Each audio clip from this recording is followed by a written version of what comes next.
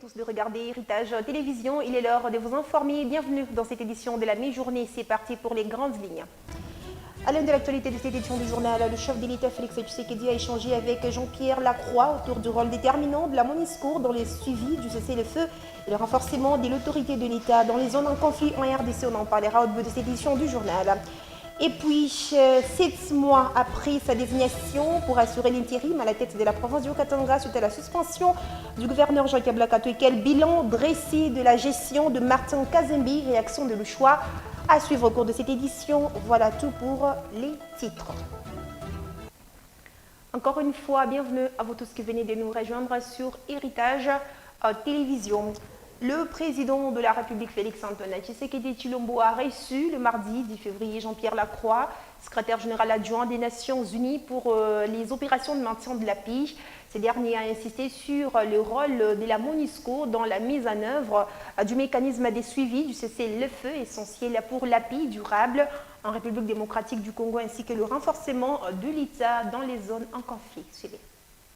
Nous avons d'abord parlé des progrès des processus diplomatiques, les accords, les engagements pris à Washington, à Doha, l'engagement actif des partenaires internationaux, l'Union africaine, la communauté des Grands Lacs, les États-Unis, le Qatar, les efforts diplomatiques donc importants auxquels les Nations Unies sont pleinement associées. Et j'ai indiqué au chef de l'État que la MONUSCO était totalement engagée à soutenir la mise en œuvre des engagements pris à Doha et à Washington, et notamment à soutenir le respect et la mise en œuvre du cessez-le-feu, puisque c'est une étape indispensable pour que la situation des populations soit améliorée, pour que l'aide humanitaire puisse être livrée aux populations de manière plus conforme aux besoins. MONUSCO est prête dès maintenant à engager ce travail de vérification du cessez-le-feu et nous sommes prêts à commencer dès maintenant avec la zone d'Ouvira, d'où le M23 s'est retiré. Et dès que les conditions de sécurité pour nos vols seront réunies, la MONUSCO commencera ce travail de déploiement des éléments nécessaires pour participer à la vérification du cessez-le-feu, en liaison avec le mécanisme de vérification, ce mécanisme qui associe, comme vous le savez, Puisque nous sommes à Kinshasa, restons-y, le président de la République a également clôturé le même mardi la 9e promotion de l'État national d'administration dans la capitale. À cette occasion, il a rendu un vibrant hommage à celles et ceux qui incarnent souvent dans le silence la continuité de l'État, de la dignité de notre souveraineté, citant notamment les fonctionnaires, les agents publics et les policiers ainsi que le militaire. En voici un extrait. J'ai une pensée particulière pour celles et ceux qui incarnent, souvent dans le silence, la continuité de l'État et la dignité de notre souveraineté. Nos fonctionnaires, nos agents publics, nos policiers et nos militaires.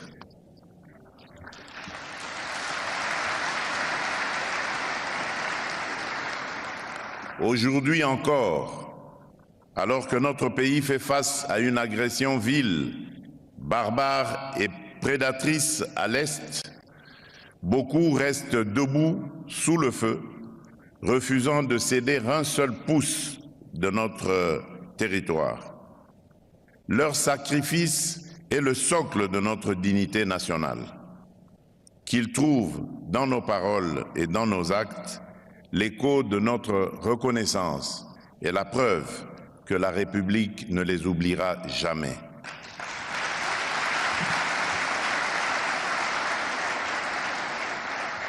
C'est aussi pour honorer cet engagement au service de la nation que nous devons bâtir une administration compétente, loyale, disciplinée, efficace, juste, une administration qui protège, qui régule, qui facilite, qui planifie et qui rend des comptes.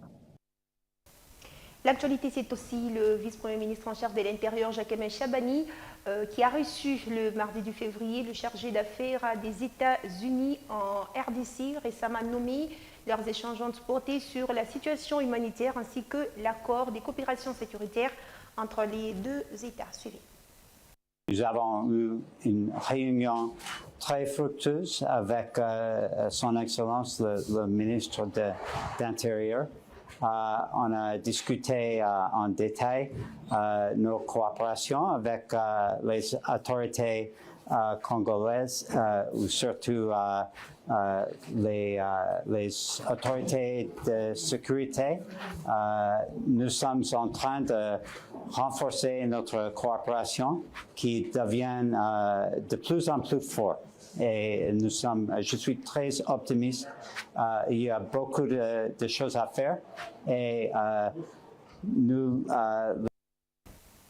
Ce journal se poursuit dans un autre chapitre. C'est mercredi 11 février. Un accident mortel a eu lieu justement au village Luambo. Nous sommes dans la province du Haut-Katanga. Cet accident tragique implique un camion-citerne rouge et un minibus des transports en commun, YAS.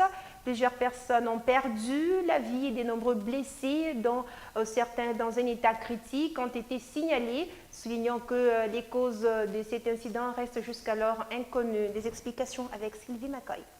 Ce matin, vers 8 heures juste, un accident tragique s'est produit au village Luambo. Un camion de marque Stern rouge est entré en collision avec un minibus de transport en commun. Les premières informations font état de plusieurs morts et de nombreux blessés, certains étant dans un état grave. Pour l'instant, les circonstances de cet accident ne sont pas claires. Les services de secours sont rapidement intervenus pour porter assistance aux victimes, tandis que les autorités ont lancé une enquête pour comprendre ce qui s'est passé. Cet accident souligne la nécessité d'améliorer la sécurité routière afin de prévenir de tels accidents à l'avenir. Nos pensées vont aux familles des victimes et aux blessés qui ont besoin des... Nous l'avons annoncé au début de ces journaux, 7 mois après sa prise de fonctions, la gestion du gouverneur intérimaire Martin Kazembe Choula est jugée globalement positive. Maître Guy Kalinga Mutombo, cadre de l'UNAFEC, salue une action conforme à la vision du président de la République Félix Tshisekedi, tout en appelant les autorités compétentes à clarifier la situation juridique de l'ancien gouverneur Jacques Aboula Katoué. Il est dans ses propos recueillis par Moïse Kachala. Ce sont 7 mois de gestion d'intérim, bien sûr, comme vous l'avez insinué là. Vous êtes sans ignorer que M. Kazembe, ce n'est pas son budget. C'est un budget qu'ils ont eu à voter ensemble avec son titulaire, qu'il n'était qu'à exercer et à faire la continuité. Les hommes passent, les gestions passent. Certes, les gens qui parlent, ce sont les gens mal intentionnés. Les gens mal intentionnés, les gens qui ne sont pas bien placés. On a comme impression, toute personne voudrait se substituer à un gouverneur. J'ai compris, certaines personnes pensent qu'avoir aimé Léon Katanga plus que Martin Kazembe, on a comme l'impression d'autres personnes qui aiment Léon Katanga plus que Martin Kazembe, le gouverneur. On a comme l'impression certaines personnes pensent qu'ils peuvent faire mieux plus que le gouverneur. Non, j'ai dit qu'il faut, c'est faux, il faut et archi faux. En 7 mois, qu'est-ce qu'on peut transformer, qu'est-ce qu'on peut changer? Même la Rome n'a pas été conçue en 7 mois, M. Joïs. Et vous avez tous, nous avons tous suivi. Le gouverneur, les vaillants gouverneurs, Martin Kazembe et Choula, il a dit lorsqu'il a déposé son budget et lorsque son budget a été adopté, bien sûr, à l'Assemblée provinciale, il a dit que l'année 2006, c'est l'année du progrès. Je pense que nous devons juger Martin Kazembe sur base du progrès par rapport à cette année 2006, parce qu'il a dit que c'est l'année du progrès. Écoutez, M. Jonas, vous parlez de la sécurité. M. Martin Kazembe est en train de faire par tous les moyens à chercher à éradiquer. Cette insécurité ne date pas d'aujourd'hui. Depuis toujours, depuis Jacques Aboula, depuis le gouvernement 1 Kaboula, le gouvernement 2 Kaboula, cette insécurité est toujours là. Jusqu'aujourd'hui, la sécurité est là. C'est-à-dire, Martin Kazembe est en train de se battre par tous les moyens pour éradiquer cette insécurité dans la ville et la province de Lubumbashi. Vous avez tout suivi, il a organisé son itinérance, tous les sites territoriaux de la province. C'était dans la vision du chef de l'État, bien sûr, dans la vision de développer, de s'imprégner, d'être tout près. La politique qu'il a choisie, d'être près et proche de la population. Et je pense que les ennemis du développement de la province du Katanga, les fanatismes sont ces gens-là qui cherchent à saper l'image du gouverneur Kazembe. Je pense que le gouverneur Kazembe, il est en train de faire, il marche toujours dans la vision du chef de l'État. Et je vous rassure, comme il a promis l'année 2018, on ne peut pas juger Kazembe dans les 7 mois. Moi, je pense que nous devons l'accorder le temps. Nous allons rester sur ce même chapitre. C'est depuis le mois de juillet 2025 que Martin Kazembe Choula a été notifié pour assurer l'intérim au gouvernorat de la province du Haut-Katanga suite à la suspension du gouverneur Jacques Blakatoué. 7 ans après, quel bilan dressé sur la gestion de Martin Kazembe? Y a-t-il eu des progrès à noter sur le plan sécuritaire, économique ou social? Quelques choix se sont exprimés quant à ceux dans ces propos recueillis par Gédéon Kassongo et Noéla Mbombo. Bon, dire qu'il y a eu changement ou modification, c'est un peu trop tôt. Dans le sens que, au début,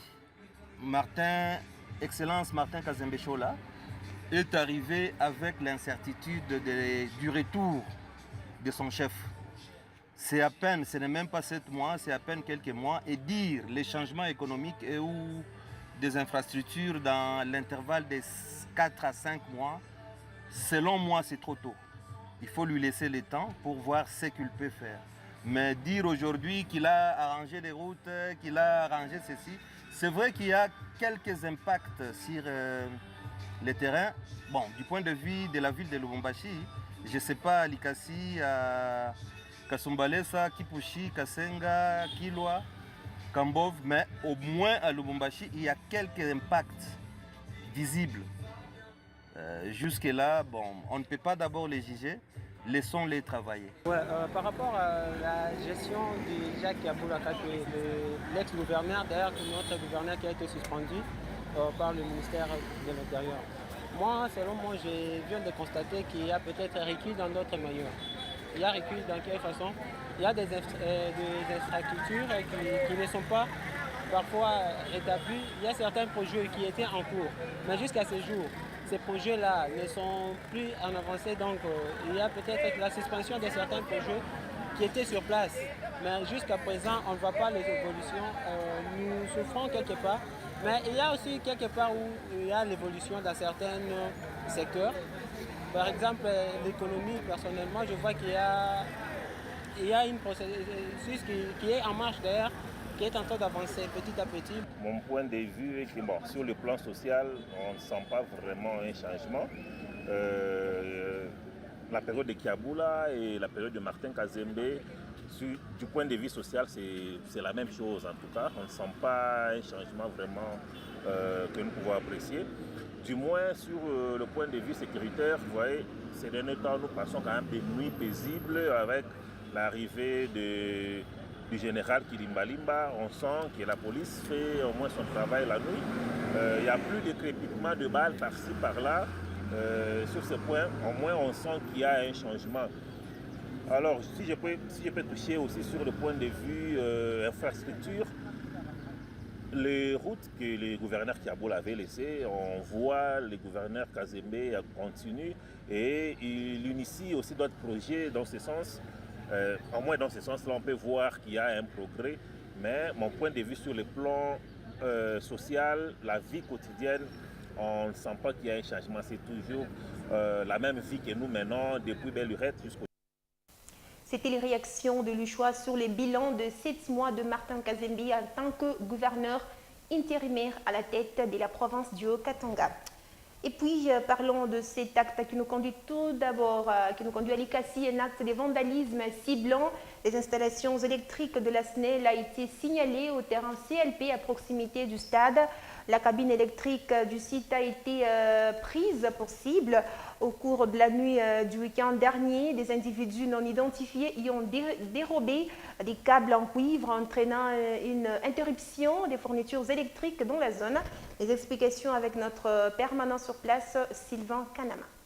Un acte de vandalisme a été enregistré dans la nuit du samedi 7 au dimanche 8 février 2026 au terrain du cercle de loisirs de Ponda, CLP, près du stade. Une cabine de la Société nationale d'électricité SNEL y a été vandalisée par des individus non identifiés qui ont emporté des câbles en cuivre. Ce vol a provoqué une coupure des courants privant plusieurs abonnés d'électricité et perturbant la vie quotidienne des ménages ainsi que diverses activités socio-économiques dans la zone concernée. Commerce, services et foyers ont été impactés par cette interruption soudaine.